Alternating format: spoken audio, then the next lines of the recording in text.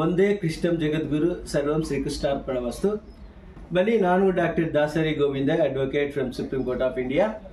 ನಾನು ಇವತ್ತೊಂದು ದಿನ ಭಾರತೀಯ ಜನತಾ ಪಾರ್ಟಿ ರಾಜ್ಯ ಕೇಂದ್ರ ಕಾರ್ಯಾಲಯದಲ್ಲಿ ನಾನು ಇದ್ದೀನಿ. ಈಗ ನಾನು ನಮ್ಮ ವೀಕ್ಷಕರಿಗಾಗಿ ಒಂದು ಸಣ್ಣ ವಿಡಿಯೋವನ್ನು ಮಾಡೋದಕ್ಕೆ ನಾನು ಮುಂದೆ ಬಂದಿದ್ದೀನಿ. ಇವತ್ತು ನಮ್ಮ ಜೊತೆ ಕರ್ನಾಟಕ ರಾಜ್ಯ ಭಾರತೀಯ ಜನತಾ ಪಕ್ಷದ ಮೀಡಿಯಾ ಪ್ರಭಾರಿಗಳು, ಆತ್ಮೀಯರು ಆಗಿರ್ತಕ್ಕಂಥ ಕರುಣಾಕರ್ಜಿ ಅವರು ನನ್ನ ಜೊತೆ ಇದ್ದಾರೆ. ಮೊಟ್ಟ ಮೊದಲನೇದಾಗಿ ಕರುಣಾಕರ್ಜಿ, ನಮಸ್ಕಾರ. ನಮಸ್ಕಾರ. ಹೊಸ ವರ್ಷದ ಮತ್ತು ಸಂಕ್ರಾಂತಿ ಹಬ್ಬದ ಬಿಲಿಟೆಡ್ ಶುಭಕಾಮನೆಗಳು. ನಿಮಗೂ ಶುಭಾಶಯಗಳು. ಸಂಕ್ರಾಂತಿ ಹಬ್ಬದ ಮತ್ತು ಮುಂಬರುವ ದಿನಗಳಲ್ಲೆಲ್ಲ ಒಳ್ಳೇದಾಗಲಿ ಅಂತ ದೇವರಲ್ಲಿ ಪ್ರಾರ್ಥನೆ ಮಾಡ್ತೀನಿ. Thank you so much. Karunakarji, ಈಗ ನಾನು ಹಾಗೆ ಕುತೂಹಲ ಕೇಳ್ತಾ ಇದ್ದೀನಿ. ಈಗ ಭಾರತೀಯ ಜನತಾ ಪಾರ್ಟಿ ಅಂತ ಹೇಳಿದ್ರೆ ಇದು ಸಂಘಟನೆಗೆ ಒಂದು ಹೆಸರುವಾಸಿ ಆಗ್ತಕ್ಕಂಥ ಒಂದು ಪಕ್ಷ. ನನಗೆ ಗೊತ್ತಿರೋ ಹಾಗೆ the biggest political party across the world is nothing but ಭಾರತೀಯ ಜನತಾ ಪಾರ್ಟಿ. ಅಂತಹ ಒಂದು ಭಾರತೀಯ ಜನತಾ ಪಕ್ಷದ ಒಂದು ಮೀಡಿಯಾವನ್ನು ತಾವು ಪ್ರತಿನಿಧಿಸ್ತಾ ಇದ್ದೀವಿ. ಮೊಟ್ಟ ಮೊದಲನೇದಾಗಿ ತಮಗೆ ಅಭಿನಂದನೆಗಳು. ಯಾಕಂತ ಹೇಳಿದ್ರೆ ಮೀಡಿಯಾವನ್ನು ಹ್ಯಾಂಡಲ್ ಮಾಡೋದಿದೆಯಲ್ಲ, ಅದು ಒಂದು ರೀತಿಯಿಂದ ಮುಳ್ಳಿನ ಮೇಲೆ ಹಾಸಿಗೆ ಇದ್ದಂಗೆ.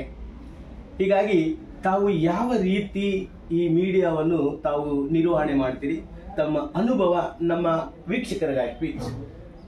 ಎಲ್ಲರಿಗೂ ನಮಸ್ಕಾರ. ವಿಶೇಷವಾಗಿ ಭಾರತೀಯ ಜನತಾ ಪಾರ್ಟಿ ನನ್ನನ್ನು ಮಾಧ್ಯಮದ ಪ್ರಮುಖನಾಗಿ ಗುರುತಿಸಿದ್ದಕ್ಕೆ ಮೊದಲನೇದಾಗಿ ನಾನು ಪಕ್ಷಕ್ಕೆ ಒಂದು ಧನ್ಯವಾದನ ಸಮರ್ಪಣೆ ಮಾಡ್ತೇನೆ. ಯಾಕಂದರೆ ಭಾಳ ದೊಡ್ಡ ಜವಾಬ್ದಾರಿ ಪಕ್ಷ ನಮ್ಮ ಮೇಲೆ ಕೊಟ್ಟಿದೆ. ಯಾಕಂದರೆ ಮಾಧ್ಯಮ ತಾವು ಹೇಳಿದಾಗೇ ಒಂದು ಮುಳ್ಳಿನ ಹಾಸಿಗೆ ಇದ್ದಾಗೆ. ಇಲ್ಲಿ ಮಾಧ್ಯಮದಲ್ಲಿ ಕೆಲಸ ಮಾಡಬೇಕಾದ ಸಂದರ್ಭದಲ್ಲಿ ನಮಗೆ ಪಕ್ಷದ ಸಿದ್ಧಾಂತಗಳು ಗೊತ್ತಿರಬೇಕು, ಪಕ್ಷದ ಚಟುವಟಿಕೆಗಳ ಬಗ್ಗೆ ಪೂರ್ಣ ಮಾಹಿತಿ ಇರಬೇಕು, ನಾಯಕರ ಬಗ್ಗೆ ಮಾಹಿತಿ ಇರಬೇಕು, ಮತ್ತು ನಮ್ಮ ಪಕ್ಷವನ್ನು ಯಾವ ರೀತಿ ಜನರನ್ನು ತಲುಪಿಸಬೇಕು ಜನರಿಗಾಗಿ. ಯಾಕಂದರೆ ನಮ್ಮಲ್ಲಿ ನೋಡಿ, ನರೇಂದ್ರ ಮೋದಿ ಅವರು ಪ್ರಧಾನಮಂತ್ರಿ ಆದನಾಗಿಂದ ಇವತ್ತು ದೇಶಕ್ಕೋಸ್ಕರ ಇವತ್ತು ನಮ್ಮ ಪಕ್ಷ, ಅದಕ್ಕೆ ನಮ್ಮ ಪಕ್ಷದಲ್ಲಿ ಒಂದು ಸಿದ್ಧಾಂತ ಇದೆ, ವ್ಯಕ್ತಿಗಿಂತ ಪಕ್ಷ ಮುಖ್ಯ, ಪಕ್ಷಕ್ಕಿಂತ ದೇಶ ಮುಖ್ಯ ಅನ್ನುವಂಥದ್ದು. ಈ ಒಂದು ವಿಚಾರಧಾರೆಯಲ್ಲಿ ನಾವು ಕೆಲಸ ಮಾಡ್ಕೊಂಡು ಬಂದಿದ್ದೇನೆ. ನಾನು ಮೂಲತಃ ಸಂಘದ ವಲಯದಲ್ಲಿ ಕೆಲಸ ಮಾಡಿಕೊಂಡು ಕಳೆದ ಒಂದು 20-30 ವರ್ಷಗಳ ಕಾಲ ಸತತವಾಗಿ ನಿರಂತರವಾಗಿ ಈ ಒಂದು ಸೈದ್ಧಾಂತಿಕದಲ್ಲಿ ಕೆಲಸ ಮಾಡೋದ್ರಿಂದ ನನಗೊಂದಿಷ್ಟು ಕ್ಲಿಯರಿಟಿ ಇದೆ ಪಕ್ಷದಲ್ಲಿ ಕೆಲಸ ಮಾಡೋ ದೃಷ್ಟಿಯಿಂದ. ಅದು ವಿಶೇಷವಾಗಿ ಮಾಧ್ಯಮದಲ್ಲಿ ಕೆಲಸ ಮಾಡಬೇಕಾದ ಸಂದರ್ಭದಲ್ಲಿ ಇಲ್ಲಿ ಒಂದು ವಿಶೇಷವಾಗಿ ಪತ್ರಕರ್ತರ ಜೊತೆ ಮತ್ತು ಪ್ರಭಾವಿ ವ್ಯಕ್ತಿಗಳ ಜೊತೆ ಒಂದು ಸಂವಾದ ಮಾಡಬೇಕಾಗತ್ತೆ, ಪಕ್ಷದ ಬಗ್ಗೆ ಮಾಹಿತಿ ಕೊಡಬೇಕಾಗತ್ತೆ, ಪಕ್ಷದ ಚಟುವಟಿಕೆ ಬಗ್ಗೆ ಮಾಹಿತಿ ಕೊಡಬೇಕಾಗತ್ತೆ, ನಾಯಕರ ಬಗ್ಗೆ ಮಾಹಿತಿ ಕೊಡಬೇಕಾಗತ್ತೆ, ಕೆಲವು ಕ್ಲಾರಿಫಿಕೇಶನ್ ಕೊಡಬೇಕಾಗತ್ತೆ. ಈ ಸಂದರ್ಭದಲ್ಲಿ ನಾವು ಬಹಳ ನಮ್ಮ ಆತ್ಮಸಾಕ್ಷಿಗಾಗಿ ಮತ್ತು ಪಕ್ಷದ ಸಿದ್ಧಾಂತ ಬಿಟ್ಟು ಯಾವುದೇ ಸಂದರ್ಭದಲ್ಲಿ ನಾವು ಇದನ್ನು ಮಾಡಲಿಕ್ಕೆ ಆಗೋದಿಲ್ಲ. ನಾವು ಇಲ್ಲಿ ವ್ಯಕ್ತಿ ಪ್ರಧಾನ ಅಲ್ಲ, ಪಕ್ಷ ಪ್ರಧಾನ ಆಗುತ್ತೆ. ಆ ದೃಷ್ಟಿಯಿಂದ ಎಲ್ಲ ವಿಚಾರಗಳನ್ನು ನಮ್ಮ ಪ್ರಮುಖರ ಗಮನಕ್ಕೆ ತಂದು ಒಂದು ವ್ಯವಸ್ಥೆಯನ್ನು ಮಾಡಿದ್ದೇವೆ ನಾವು ಪಕ್ಷದಲ್ಲಿ. ಇವತ್ತು ಕಳೆದ 4 ವರ್ಷದಿಂದ ನಾನು ಮಾಧ್ಯಮದ ಪ್ರಮುಖನಾಗಿ ಕೆಲಸ ಮಾಡ್ತಾ ಇದ್ದೇವೆ. ಇವತ್ತು ಇದೊಂದು ಈ ಮುಳ್ಳಿನ ಹಾಸಿಗೆಯನ್ನು ಸುಲಭ ಹಾಸಿಗೆಯನ್ನು ಮಾಡಲಿಕ್ಕೆ ಕಾರಣ ನಮ್ಮದು ಟೀಮ್ ವರ್ಕ್. ನಾನು ಒಬ್ಬನೇ ಅಂತ ಹೇಳಲಿಕ್ಕೆ ಆಗೋದಿಲ್ಲ. ಇಡೀ ಕರ್ನಾಟಕ ರಾಜ್ಯದಲ್ಲಿ ಮಾಧ್ಯಮಕ್ಕೆ ಒಂದು ತಂಡ ಇದೆ. ಅದರಲ್ಲಿ ಮಾಧ್ಯಮ ಪ್ರಮುಖರಿದ್ದಾರೆ, ವಕ್ತಾರರುಗಳಿದ್ದಾರೆ, ಜಿಲ್ಲಾ ಮಟ್ಟದ ವಕ್ತಾರಗಳಿದ್ದಾರೆ, ರಾಜ್ಯ ಮಟ್ಟದ ವಕ್ತಾರರುಗಳಿದ್ದಾರೆ, ತಾಲೂಕು ಮಟ್ಟದಲ್ಲಿ ಸಂಚಾಲಕರುಗಳಿದ್ದಾರೆ. ಎಲ್ಲರೂ ಸೇರಿ ನಾವು ಮಾಧ್ಯಮವನ್ನು ನಿರ್ವಹಣೆಯನ್ನು ಮಾಡ್ತೇವೆ. ಮಾಧ್ಯಮ ನಿರ್ವಹಣೆಯಲ್ಲಿ ಮುಖ್ಯವಾಗಿ ಏನಂತಂದರೆ ನಮಗೆ ಒಂದು ಕಮ್ಯುನಿಕೇಷನ್ ಭಾಳ ಇಂಪಾರ್ಟೆಂಟ್ ಇದೆ. ಇಲ್ಲಿ ನಾವು ಕಮ್ಯುನಿಕೇಷನ್ ಅಂದರೆ ಪತ್ರಕರ್ತರ ಜೊತೆ ನಾವು ಯಾವ ರೀತಿ ಮಾತಾಡ್ತೇವೆ, ಪಕ್ಷ ಅವ್ರಿಗೆ ನಾವು ಏನೋ ವಿಷಯನ ತಿಳಿಸ್ಬೇಕಾಗಿದೆ ಸ್ಪಷ್ಟವಾಗಿ ತಿಳಿಸುವಂಥದ್ದು, ಅಥವಾ ಎಲ್ಲಾದರೂ ಒಂದು ಕ್ಲಾರಿಫಿಕೇಶನ್ ಕೊಡೋ ಸಂದರ್ಭದಲ್ಲಿ ಅದನ್ನು ಸರಿಯಾಗಿ ಕ್ಲಾರಿಫಿಕೇಶನ್ ಕೊಡುವಂಥ ಕೆಲಸವನ್ನು ನಾವು ಮಾಡುವಂಥ ದೃಷ್ಟಿಯಿಂದ ನಮ್ಮದು ಅವ್ರದ್ದು ನಿರಂತರ ಇಂಟ್ರಾಕ್ಷನ್ ಇರುತ್ತೆ. ನಾವು ಏನಾದರೂ ಸಂಘಟನೆ ಕೆಲಸ ಮಾಡೋದ್ರಿಂದ ಅವರ ಮನೆಗಳ ಸಂಪರ್ಕ ಇಟ್ಕೊಂಡಿದ್ದೇವೆ, ಅವ್ರ ವೈಯಕ್ತಿಕವಾಗಿ ಸಂಪರ್ಕ ಇಟ್ಕೊಂಡಿದ್ದೇವೆ. ಅವರು ಹೇಗೆ ನಾವು ರಾಜಕೀಯ ಜೀವನ ಬಿಟ್ಟು ಅವರ ಮಾಧ್ಯಮದ ವೃತ್ತಿಯನ್ನು ಬಿಟ್ಟು ಒಂದು ಸಂಬಂಧವನ್ನು ಇಟ್ಕೊಳ್ಳುವಂಥ ಕೆಲಸವನ್ನು ನಾವು ಮಾಡಿದ್ದೇವೆ ನಾನು ಬಂದ ಕಳೆದ 4 ವರ್ಷದಿಂದ. ಮತ್ತು ಅದೇ ರೀತಿ ನಮ್ಮ ಕಾರ್ಯಕರ್ತರು ಟ್ರೈನ್ ಮಾಡಿ ಅವ್ರ ಜೊತೆ ನಿರಂತರ ಸಂಪರ್ಕದಲ್ಲಿರುವಂಥ ಒಂದು ಟ್ರೈನಿಂಗು. ಪ್ರತಿ ದಿವಸ ನಾವು ಬೆಳಗ್ಗೆ 5 ಗಂಟೆಗೆ ನಮ್ಮ ಎಲ್ಲ ಪತ್ರಿಕೆಗಳ ಬರುವಂಥ ಮುಖಪುಟದಲ್ಲಿ ಬರುವಂಥದ್ದು ಅಥವಾ ಕೆಲವು ಪ್ರಮುಖ ಸುದ್ದಿಗಳನ್ನು ಅಥವಾ ನಮ್ಮ ಸಂಪಾದಕೀಯನ್ನು ಅಥವಾ ನಮ್ಮ ಆರ್ಟಿಕಲ್ಸ್ಗಳನ್ನು ಒಂದು ನೀಟಾಗಿ PDF ಮಾಡಿ ನಾವು ಪ್ರತಿ ದಿವಸ ಒಂದು 25,000 ಜನ ಪ್ರಮುಖರನ್ನು ತಲುಪಿಸ್ತೇವೆ. ಇದು ಬಹಳ ದೊಡ್ಡ ಒಂದು ಬೆಳವಣಿಗೆ. ಮತ್ತು ಇದು ಅದರಿಂದ ಭಾರತೀಯ ಜನತಾ ಪಾರ್ಟಿ ಮಾಧ್ಯಮ ವಿಭಾಗ ಅನ್ನೋದು ಒಂದು 20,000 ಜನ ಮನೆಗಳಿಗೆ ಹೋಗ್ಬಿಡುತ್ತೆ. ಅದು ಬಂದಿಲ್ಲ ಅಂತಂದ್ರೆ ನಮಗೆ ಫೋನ್ ಮಾಡಿ ಕೇಳ್ತಾರೆ ಯಾಕೆ ಬಂದಿಲ್ಲ ಅಂತ. ಯಾಕಂದ್ರೆ ಅದಕ್ಕೆ ಏನಾದ್ರು ಪತ್ರಿಕೆ ಓದುವಂಥದ್ದು ಅಭ್ಯಾಸ ಹೇಗಿದೆಯೋ ಅದೇ ರೀತಿ ಅದಕ್ಕೆ ಅಡಿಕ್ಟ್ ಆಗಿಬಿಟ್ಟಿದ್ದಾರೆ. ಇವತ್ತು ಸೋಷಿಯಲ್ ಮೀಡಿಯಾ ಬಂದಿದ್ರಿಂದ ಎಲ್ಲರ ಹತ್ರ ಮೊಬೈಲ್ ಇದೆ, ಎಲ್ಲ ಹತ್ರ ಇಂಟರ್ನೆಟ್ ಇದೆ, ಬಹಳ ಈಸಿ ಸುವಿಧಾ ಆಗಿದೆ. ಈಗ ಅಥವಾ ನಾನು ಬೆಂಗಳೂರಲ್ಲಿ ಇರ್ತೀನಿ, ಎಲ್ಲ ಪತ್ರಿಕೆ ಓದಲಿಕ್ಕೆ ಆಗೋದಿಲ್ಲ ನನ್ನದೇ ಆದಂಥ ಜನ ಚಟುವಟಿಕೆಗಳಲ್ಲಿ. ಅಥವಾ ಬೇರೆ ಎಲ್ಲ ಪ್ರವಾಸ ಮಾಡ್ತೀನಿ, ಆ ಸಂದರ್ಭದಲ್ಲಿ ನಾನು ನೋಡ್ಲಿಕ್ಕೆ ಆಗೋದು. ಅವಾಗ ನಮ್ದು ಏನಾಗುತ್ತೆ, ಒಟ್ಟು ಕೋಆರ್ಡಿನೇಷನ್ ಆಗಿರುವಂಥದ್ದು ಒಂದು ಕ್ಲಿಪ್ ಬಂದುಬಿಟ್ಟಾಗ ಆಟೋಮೆಟಿಕ್ ಆಗಿ ಏನಾಗುತ್ತೆ, ಅವ್ರಿಗೆ ಒಂದು ನೋಟವನ್ನು ಸಿಗುತ್ತೆ ನೋಡಲಿಕ್ಕೆ. ಕರುಣಾಕರ್ಜಿ, ಈಗ ಸನ್ಮಾನ್ಯ ನರೇಂದ್ರ ಮೋದಿಯವರು 2047ಕ್ಕೆ ಭಾರತ ಆರ್ಥಿಕ ಪರಿಸ್ಥಿತಿಯಲ್ಲಿ ನಂಬರ್ 1 ಸ್ಥಾನಕ್ಕೆ ಬರಬೇಕು ಅನ್ನೋದಕ್ಕೆ ಈಗಾಗಲೇ ಒಂದು ಬ್ಲೂ ಪ್ರಿಂಟನ್ನು ರೆಡಿ ಮಾಡಿಕೊಂಡಿದ್ದಾರೆ. ಈಗಾಗಲೇ ಎಲ್ಲರಿಗೂ ಗೊತ್ತಿರೋ ಹಾಗೆ ಭಾರತ ಆರ್ಥಿಕ ಪರಿಸ್ಥಿತಿಯಲ್ಲಿ ಪ್ರಪಂಚದಲ್ಲಿ 5ನೇ ಸ್ಥಾನದಲ್ಲಿದೆ. ಈಗ 1ನೇ ಸ್ಥಾನಕ್ಕೆ ಬರಬೇಕಾದ್ರೆ ಈಗ ಸಬ್ಕೆ ಸಾಥ್ ಸಬ್ಕಾ ವಿಕಾಸ್ ಸಬ್ಕಾ ಪ್ರಯಾಸ್ ಸಬ್ಕಾ ವಿಶ್ವಾಸ ಅನ್ನುವ ಒಂದು ಮೂಲ ಮಂತ್ರ ಏನಿದೆ ಅಲ್ಲ, ಆ ಮೂಲ ಮಂತ್ರಕ್ಕೆ ಪಕ್ಷ ಮತ್ತು ನಿಮ್ಮ ಸೋಷಿಯಲ್ ಮೀಡಿಯಾ ಯಾವ ರೀತಿ ಕೋಆರ್ಡಿನೇಷನ್ ಮಾಡಿ ನರೇಂದ್ರ ಮೋದಿಯವರ ಸಂಕಲ್ಪ 2047ಕ್ಕೆ ವಿಶ್ವಗುರು ಆಗಬೇಕು, ಆರ್ಥಿಕದಲ್ಲಿ 1ನೇ ಸ್ಥಾನಕ್ಕೆ ಬರಬೇಕಾದ್ರೆ ಮೀಡಿಯಾ ಏನು ಮಾಡಬೇಕು, BJPಯಿಂದ ನಿಮ್ಮ ಗೈಡ್ಲೈನ್ಸ್ ಏನು? ದಯವಿಟ್ಟು ಒಂದು ನೋಡಿ, ನೀವು ಹೇಳಿದಾಗೆ ಭಾರತ ವಿಕಸಿತ ಭಾರತ ಆಗ್ಲಿಕ್ಕೆ ಹೋಗ್ತಾ ಇದೆ.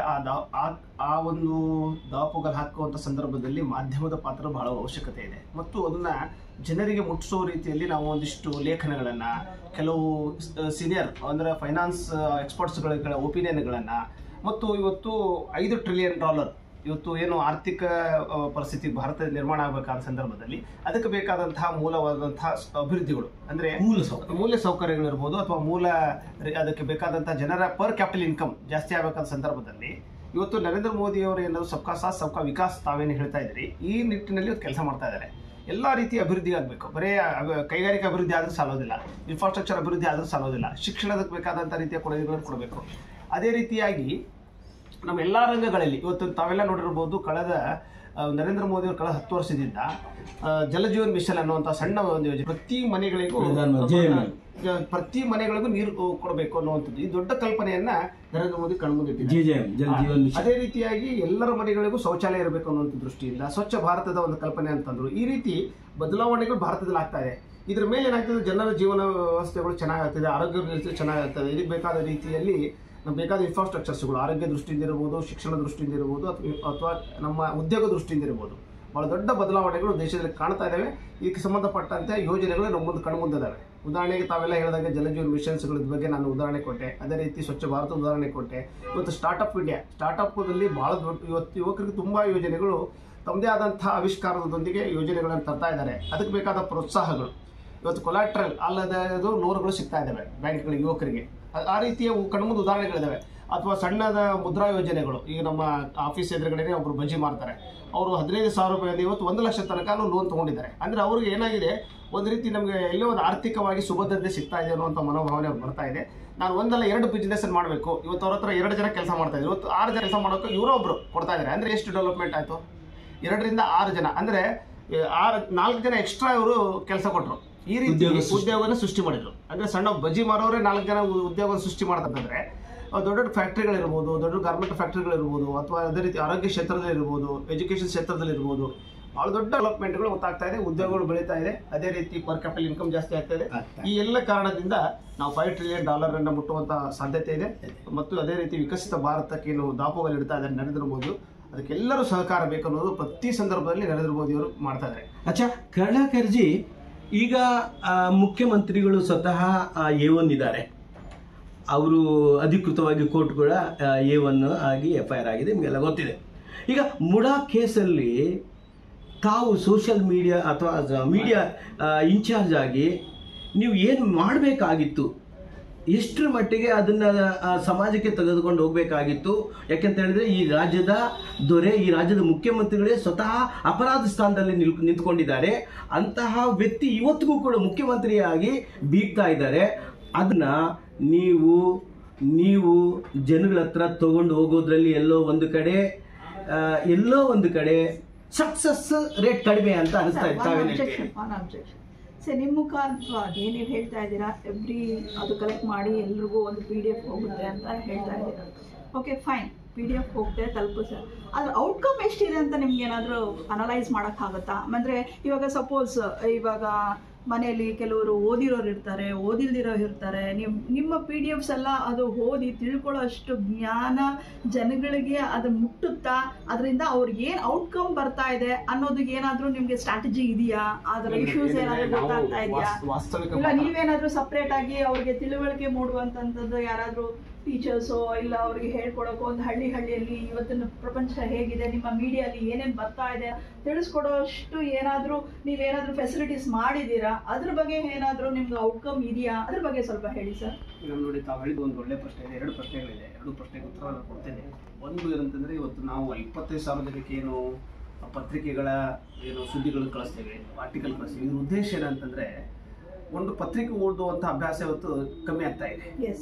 ಏನಾಗ್ತಾ ಇದೆ ಅಂತಂದರೆ, ಪತ್ರಿಕೆ ನಾವೆಲ್ಲ ಸಣ್ಣವರಿದ್ದಾಗ ಒಂದು ಪತ್ರಿಕೆ ಓದುವಂಥ ಅಭ್ಯಾಸ ಬೆಳೆಸ್ಕೊಳ್ತೀವಿ ಸ್ಕೂಲ್ಗಳಲ್ಲಿ ಓದೋ ಸಂದರ್ಭ. ಅವಾಗಿಂದನೇ ಒಂದು ಶಿಕ್ಷಣ ಅನ್ನುವಂಥದ್ದು ಏನಿದೆ, ಬರೀ ಪುಸ್ತಕದ ಬದನೆಕಾಯಿ ಒಂದು ಮಾಧ್ಯಮವನ್ನು ಓದುಗಳು ಬಂದಾಗ ನಮ್ಗೆ ಜ್ಞಾನೋದಯ ಆಗುತ್ತೆ. ನಮ್ಗೆ ಜನರಲ್ ನಾಲೆಜ್ ಅಂತ ಏನು ಹೇಳ್ತೀವಿ, ಜನರ ಜೊತೆ ಕಮ್ಯುನಿಕೇಶನ್ ಮಾಡೋದಿರ್ಬೋದು, ಜನರಲ್ ನಾಲೆಜ್ ಅನ್ನೋದು ಭಾಳ ಇಂಪಾರ್ಟೆಂಟ್. ಒಬ್ಬ ಮನುಷ್ಯನಿಗೆ ಏನು ಗೊತ್ತಾ, ಅವನು ಅದಕ್ಕೆ ನಮ್ಮಲ್ಲಿ ಏನಂತ ಹಿರಿಯರು ಹೇಳ್ತಾ ಇದ್ರು, ಬರೀ ಪುಸ್ತಕ ಓದಿ ಬದನೆಕಾಯಿ ಬಿಡಪ್ಪ, ಸ್ವಲ್ಪ ಜನರಲ್ ನಾಲೆಜ್ ಮಾಡ್ಕೋ, ಮತ್ತು ಇನ್ನೊಂದು ಸ್ವಲ್ಪ ಜನರ ಜೊತೆ ಬೇರೆ ಏನೋ ಇವತ್ತು ನಾವು ನೋಡ್ಬೇಕಾದ್ರೆ ನಮ್ಮ ನಾರ್ತ್ ಕರ್ನಾಟಕದಲ್ಲಿ ಜನಸಾಮಾನ್ಯವರು ಅವ್ರಿಗೆ ನಾಲೆಜೇ ಇಲ್ಲ. Actually they are not aware of what is going on in the society. ಏನು ಪ್ರಪಂಚದಿಂದ ಅವ್ರಿಗೇನು ಗೊತ್ತಾ, ಇವತ್ತು ನಾವು ದುಡಿಬೇಕು, ಇವತ್ತು ಇದು ಮಾಡಬೇಕು, ಇವತ್ತೇನೋ ಒಂದು ಸಂಬಳ ತೊಗೊಬೇಕು, ಇದು ಜೀವನ ನಡಿಬೇಕು, ಅಷ್ಟಕ್ಕೆ ಸೀಮಿತವಾಗಿದ್ದಾರೆ ಹೊರತು ಅವ್ರಿಗೆ ಪ್ರಪಂಚದಲ್ಲಿ ಏನು ನಡೀತಾ ಇದೆ. So my personal suggestion is what I am telling ಅಂತ ಹೇಳಿದ್ರೆ, ಇವಾಗ ಒಂದು ಬಡ ಕುಟುಂಬ, ಅದರಲ್ಲಿ ಕೂಲಿ ಮಾಡೋ ಜನಗಳು, ಅದರಲ್ಲಿ ನಿಮ್ಮ ಮೀಡಿಯಾ ಅಲ್ಲಿ ತಲುಪಬೇಕಾದ್ರೆ ಅಟ್ಲೀಸ್ಟ್ ಪ್ರತಿಯೊಂದು ಹಳ್ಳಿಗಳಿಗೆ ಒಂದು ಟೀಚರೋ ಅಥವಾ ಏನೋ ಒಂದು ಮಾಧ್ಯಮದ ಬಗ್ಗೆ ಒಂದು ತಿಳುವಳಿಕೆ, ನಮ್ಮ ಔಟ್ಡೋರ್ ಚಟುವಟಿಕೆಗಳ ಬಗ್ಗೆ ತಿಳಿಸ್ಕೊಳ್ಳೋ ಅಂಥದ್ದು ಏನೋ ಒಂದು ಪ್ರಯತ್ನ ಮಾಡಿದ್ರೆ, I think that will be going to the outstanding of your media what it is. ಏನು ಗೊತ್ತಾ, ಒಂದು ನಮ್ಮ ಭಾರತದಲ್ಲಿ ಏನಾಗಿದೆ ಅಂತಂದರೆ, ಓದುವರ ಸಂಖ್ಯೆ ಇವತ್ತು ಬೆಳಿಬೇಕಾಗಿದೆ. ಏನಾಗಿದೆ, ಸೋಷಿಯಲ್ ಮೀಡಿಯಾ ಬಂದು ಏನಾಗಿದೆ, ನಿಜವಾಗಿ ಏನಾಗ್ತದೆ, ಓದುವರ ಸಂಖ್ಯೆ ಕಮ್ಮಿ ಆಗ್ತಾ ಇದೆ. ಏನಂದರೆ ರೀಲ್ಸು, ಸಣ್ಣ ಅಂಕಣಗಳು ಓದುವಂಥದ್ದು ಆಗ್ತಾ ಇದೆ. ಯಾರೂ ಸಹಿತವಾಗಿ ಸಮಗ್ರವಾಗಿರುವಂತಹ ಅಭ್ಯಾಸಗಳನ್ನು ಬೆಳೆಸ್ಕೊಳ್ತಾ ಇಲ್ಲ. ಯಾರು ಇವತ್ತು ಸಮಾಜದಲ್ಲಿ ಸಾಧನೆಗಳು ಮಾಡಿದ್ದಾರೆ, ಯಾರು ಸಮಾಜದಲ್ಲಿ ಇವತ್ತು ದೊಡ್ಡ ದೊಡ್ಡ ವ್ಯಕ್ತಿಗಳಿದ್ದಾರೆ, ಅವರೆಲ್ಲರೂ ತುಂಬ ದೀರ್ಘವಾಗಿ ಅಧ್ಯಯನ ಮಾಡಿದ್ದಾರೆ. ನೋಡಿ, ಯಾರು ಅಧ್ಯಯನ ಮಾಡಿದರೆ ಅವ್ರು ಭಾಳ ದೊಡ್ಡ ಸ್ಥಾನಕ್ಕೆ ಹೋಗಿದ್ದಾರೆ. ಈಗ ತುಂಬ ಹೇಳ್ಬೋದು, ನಾವೇನೋ 10ನೇ ಕ್ಲಾಸ್ ಹೋಗಿ ಅಧ್ಯಯನ ಒಂದು ಈಗ ನೀವು ಹೇಳ್ದಂಗೆ ಏನು ಗೊತ್ತಾ, ನೀವು ಹೇಳೋದು ನೋಡಿ, ಅದಕ್ಕೆ ಹೇಳ್ತಾ ಇರೋದು ಏನು ಗೊತ್ತಾ, ಹಳ್ಳಿಗಳಲ್ಲಿ ಶಿಕ್ಷಣದ ವ್ಯವಸ್ಥೆಗಳು ಜಾಸ್ತಿ ಆಗಬೇಕು, ಶಿಕ್ಷಣದ ಗುಣಮಟ್ಟ ಆಗಬೇಕು. ತಾವು ಹೇಳಿದಾಗೆ ಸ್ಕೂಲುಗಳಲ್ಲಿ ಶಿಕ್ಷಕರು, ಅದು ಸರ್ಕಾರದ ಜವಾಬ್ದಾರಿ ಇದೆ. ಸರ್ಕಾರ ಇವತ್ತು ತನ್ನ ಜವಾಬ್ದಾರಿಗಳನ್ನು ಸರಿಯಾಗಿ ನಿಭಾಯಿಸ್ತಾ ಇಲ್ಲ. ಆ ನಿಟ್ಟಿನಲ್ಲಿ ಇವತ್ತು ಶಿಕ್ಷಣದಲ್ಲಿ ಕುಸಿತ ಆಗ್ತಾ ಇದೆ. ಇವತ್ತು ನಾವು ಅದಕ್ಕೆ ಇಡೀ ದೇಶದಲ್ಲಿ ಇವತ್ತು ನರೇಂದ್ರ ಮೋದಿಯವರು ನೋಡಿ, ಪ್ರಧಾನಮಂತ್ರಿ ಆದ ನಂತರ ಕೆಲವು ಯೋಜನೆಗಳು ತಂದರು ದೇಶಕ್ಕೋಸ್ಕರ. ಇವತ್ತು ನೋಟ್ ಅಮಾನ್ಯೀಕರಣ ಇರ್ಬೋದು, ದೇಶದಲ್ಲಿ ಒಂದು ಬದಲಾವಣೆ ಆಗಿದೆ. ತುಂಬ ಜನ ಅನಿಸ್ಬೋದು ಅದು ಬದಲಾವಣೆ ಆಗಿದೆ, ಅದು ಇಂಟರ್ನಲ್ ಆಗಿ ಅದ್ರ ಬಗ್ಗೆ ನೀವು ಅಧ್ಯಯನ ಮಾಡಿದರೆ ಅದು ಗೊತ್ತಾಗುತ್ತೆ ನಿಮಗೆ ಬದಲಾವಣೆ ಆಗಿದೆ. ಅದೇ ರೀತಿ 1 ಪೆನ್ಷನ್ 1 ರೈಟ್, ಅದು ಇವತ್ತು ಎಷ್ಟೋ ಜನ ಯೋಧರಿಗೆ ಅದು ಭಾಳ ದೊಡ್ಡ ಡಿಮಾಂಡ್ ಇತ್ತು, ಅದನ್ನ ಬಗ್ಗೆ ಮಾಡಿದ್ದಾರೆ. ಇವತ್ತು 1 ನೇಷನ್ 1 ಟ್ಯಾಕ್ಸ್, ಅದ್ರ ಬಗ್ಗೆಯೂ ಸಹಿತವಾಗಿ ಇವತ್ತು ಅವೇರ್ನೆಸ್ ಬಂದಿದೆ. ಇವತ್ತು GST ಅನ್ನೋದು ಏನು ಬಂದಿದೆ, ಎಲ್ಲ ಕಲೆಕ್ಟ್ ಆಗ್ತಾ ಇದೆ. ಇವತ್ತು ದೇಶ ಸಮಗ್ರವಾಗಿ ಅಭಿವೃದ್ಧಿ ಆಗ್ತಾ ಇದೆ.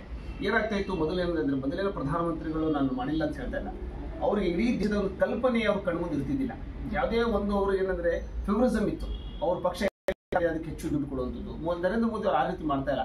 ನರೇಂದ್ರ ಮೋದಿ ಇಡೀ ದೇಶವನ್ನ ಸಮಗ್ರವಾಗಿ ಅಭಿವೃದ್ಧಿ ಆಗಬೇಕು, ಎಲ್ಲರಿಗೂ ಶಿಕ್ಷಣ ಸಿಗಬೇಕು, ಎಲ್ಲರಿಗೂ ಒಳ್ಳೆಯ ಆರೋಗ್ಯ ಸಿಗಬೇಕು, ಎಲ್ಲರಿಗೂ ಒಳ್ಳೆಯ ಎಜುಕೇಶನ್ ಸಿಗಬೇಕು, ಮತ್ತು ಎಲ್ಲರೂ ಮುಖ್ಯವಾಗಿ ದೇಶಕ್ಕೆ ಕಾಂಟ್ರಿಬ್ಯೂಟ್ ಮಾಡಬೇಕು ಅನ್ನೋದು ಬಹಳ ದೊಡ್ಡ ಆತ್ಮವಾದಂತಹ ಆಕಾಂಕ್ಷೆ ಇದೆ. ಸೊ ನಿಮ್ಮ ಪ್ರಕಾರ ಔಟ್ಕಮ್ ಇಸ್ 100% ಅಂತ 100% ಅಂತ ಹೇಳ್ತಾ ಇಲ್ಲ, ಇನ್ನೂ ಆಗ್ಬೇಕಾಗಿದೆ. ಏನಂದ್ರೆ ನೋಡಿ ಮೇಡಮ್, ಏನಂದ್ರೆ 140 ಕೋಟಿ ಜನ ನಾವು ಅದೇವಿ, ಇದಕ್ಕೆ ಬೇಕಾದ ರೀತಿಯಾದಂತಹ ಇನ್ನೂ ತಯಾರಿಗಳು ನಡೀತಾ ಇದೆ ಅಂತ ಎಲ್ಲ ಪರಿಪೂರ್ಣ ಆಗಿಲ್ಲ. ಈ ಒಂದು ಪರಿಪೂರ್ಣ ಆಗಬೇಕಾದ್ರೆ ಇದಕ್ಕೆ ಬೇಕಾದಂಥ ಇನ್ನೂ ಸಮಯ ಬೇಕಾಗುತ್ತೆ. ಆ ಸಮಯಕ್ಕೆ ಸಂಬಂಧಪಟ್ಟಂತೆ ನಾವೆಲ್ಲ ಕೆಲಸ ಮಾಡಬೇಕು. ಯಾರೋ ನರೇಂದ್ರ ಮೋದಿ ಒಬ್ಬರು ಕೆಲಸ ಮಾಡಿದ್ರೆ ಆಗೋದಿಲ್ಲ. ಅದಕ್ಕೆ ಹೇಳ್ತಾ ಇದ್ರು ಸಬ್ಕಾ ಸಾಥ್ ಸಬ್ಕಾ ವಿಕಾಸ್. ನಾವೆಲ್ಲರೂ ಕೆಲಸ ಮಾಡಿದ್ರೆ ಮಾತ್ರ ದೇಶ ಅಭಿವೃದ್ಧಿ ಆಗುತ್ತೆ. ಈಗ ನಾನು ಒಂದು ರೀತಿ ಕೆಲಸ ಯೋಚನೆ ಮಾಡೋದು, ನೀವು ಯೋಚನೆಗಳು ಮಾಡ್ಬೋದು, ಆದ್ರೆ ಕೆಲಸ ಮಾಡೋ ಸಂದರ್ಭದಲ್ಲಿ ಎಲ್ಲರೂ ದೇಶಕ್ಕೆ ಪೂರಕವಾಗಿ ಕೆಲಸ ಮಾಡಬೇಕು. ಈಗ ಮುಡಾ ಬಗ್ಗೆ ಇಂತಿಷ್ಟು ಹೇಳಿ ಹೇಳಿದ್ರಿ, ಮುಡಾದ ಬಗ್ಗೆ ಸಂಬಂಧಪಟ್ಟಂತೆ ನಾವು ಏನು ಹೇಳಿದ್ರಿ, ಇದಕ್ಕೆ ಸಂಬಂಧಪಟ್ಟಂತೆ ನಾವು ವ್ಯಾಪಕವಾಗಿ ಕರ್ನಾಟಕದಲ್ಲಿ ಒಂದು ಹೋರಾಟವನ್ನು ಮಾಡಿದ್ವಿ. ಪಾದಯಾತ್ರೆಗಳ ಮೂಲಕ ಸಿದ್ದರಾಮಯ್ಯನವರಿಗೆ ಒಂದು ನಡುಗು ಮುಟ್ಟಿಸುವ ಕೆಲಸವನ್ನು ಮಾಡಿದ್ದೀವಿ.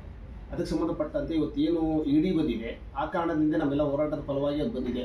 ಮತ್ತು ನಾವೆಲ್ಲ ಪತ್ರಿಕಾಗೋಷ್ಠಿಗಳ ಮೂಲಕ ನಮ್ಮ ನಾಯಕರ ಹೇಳಿಕೆಗಳ ಮೂಲಕ ಇವತ್ತು 14 ಸೀಟನ್ನು ವಾಪಸ್ ಕೊಟ್ಟಿದ್ದಾರೆ. ಇದೆಲ್ಲ ನಮ್ಮ ಪ್ರಯತ್ನದಿಂದ ಆಗಿದೆ. ಇವತ್ತು ಇವತ್ತು ಏನಾಗಿದೆ ಅಂದರೆ ಸಿದ್ದರಾಮಯ್ಯನವರು ಮೊದಲ ವಿಷಯ ಬಂದಾಗ ನಾನು ಯಾಕ್ರಿ ಕೊಡಲಿ 56 ಕೋಟಿ ನನಗೆ ಬರಬೇಕು ಅಂತ ಹೇಳ್ತಾ ಇದ್ರು. ಅವ್ರು ಹೇಳ್ತಾ ಇದ್ರು, ಲೆಕ್ಕ ಕೇಳ್ತಾ ಇದ್ರು ಕೊಡಿ ಅಂತ. ಇವತ್ತು ಏನಾಗಿದೆ, ಅದು ಕೊಟ್ಟು ಬಾಯಿ ಮುಚ್ಕೊಂಡು ಕುಂತಿದ್ದಾರೆ. ಆದರೆ ಅಲ್ಲಿ ಮಟ್ಟಿಗೆ ಅವ್ರು ಏನಾಗಿದೆ, ತಣ್ಣಗಾಗಿದ್ದಾರೆ. ಇವತ್ತು ಅವ್ರಿಗೆ ಕುತ್ತಿಗೆ ಬಂದಿದೆ. ಇವತ್ತು ಇಡೀ ಬಹಳ ಪೂರ್ಣ ತನಿಖೆ ಮಾಡ್ತಾ ಇದೆ. ಅವ್ರಿಗೆ ಇವತ್ತು ನೋಡಿ, ರಾಜ್ಯಪಾಲರು ಏನು ಪ್ರಾಸಿಕ್ಯೂಷನ್ ಕೊಟ್ಟಾಗ ಹೈಕೋರ್ಟ್ ಹೇಳಿದೆ ಅವರಿಗೆ. ಬಟ್ ಅವರು ಏನಂದ್ರು, ಒಬ್ಬ ಮುಖ್ಯಮಂತ್ರಿ ಆದಂಥವ್ರು ಯಾವುದೇ ಕಾರಣಕ್ಕೂ ಕಾನೂನಿಗೆ ದೊಡ್ಡವರಲ್ಲ ಯಾರು. ಕಾನೂನನ್ನು ಪಾಲನೆ ಮಾಡಬೇಕಾದಂಥ ಮುಖ್ಯಮಂತ್ರಿಗಳೇ ಇವತ್ತು ಕಾನೂನು ಪಾಲನೆ ಮಾಡ್ತಾ ಇಲ್ಲ. ಅವರು ಆದರ್ಶ ಪುರುಷರಾಗಬೇಕಾಯಿತು. ಇವತ್ತೇನಾಗಿದೆ, ಅವರೇ ಭ್ರಷ್ಟಾಚಾರದಲ್ಲಿ ಸುಳಿವುದಲ್ಲಿ ಸಿಕ್ಕೊಂಡು ಏನು ಮಾಡಬೇಕು, ಆದಷ್ಟು ಬೇಗನೆ ಅವರು ಕೊಡುವಂಥ ಬಂದಿದೆ. ನೀವು ಕಣ್ಮುಂದೆ ನೋಡ್ತೀರಾ. ಇವತ್ತು ಅವರೇ ಆಗಿನೇ ಒಂದು ಇತಿಹಾಸದ ತಮ್ಮ ಹೆಸರು ಉಳಿಸ್ಕೊಳ್ಬೇಕಾದ್ರೆ ರಾಜೀನಾಮೆ ಕೊಟ್ಟು ಪ್ರಾಮಾಣಿಕ ಹೋದ್ರೆ ಒಳ್ಳೆಯದು. ಇಲ್ಲ ಅಂತಂದ್ರೆ ಮುಂದಿನ ದಿವಸಗಳಲ್ಲಿ ಕಾನೂನು take own action. Thank you so much Karunakarji. ಇದು ಕರುಣಾಕರ್ಜಿ ಅವರ ಒಂದು ಒಪಿನಿಯನ್ ಆಗಿತ್ತು. ಮುಂದೆ ಇನ್ನೂ ಒಂದು ವಿಡಿಯೋ ಜೊತೆ ನಾನು ನಿಮ್ಮ ಜೊತೆ ಬರ್ತೀನಿ. ಅಲ್ಲಿವರೆಗೂ ವಿರಾಮ. Thank you so much. ಒಂದೇ ಕೃಷ್ಣಂ ಜಗದ್ಗುರು, ಸರ್ವಂ ಶ್ರೀಕೃಷ್ಣಾರ್ಪಣ ವಸ್ತು.